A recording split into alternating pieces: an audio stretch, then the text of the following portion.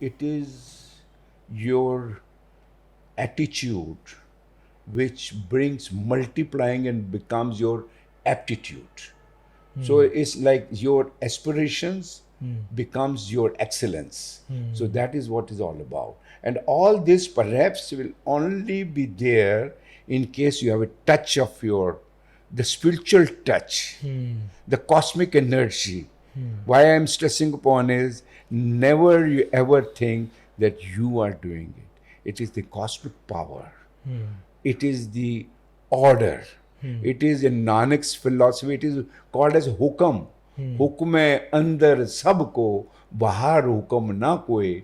If you are ambitious, you are concerned with sincerity, honesty, dedication, passion, you are bound to be successful.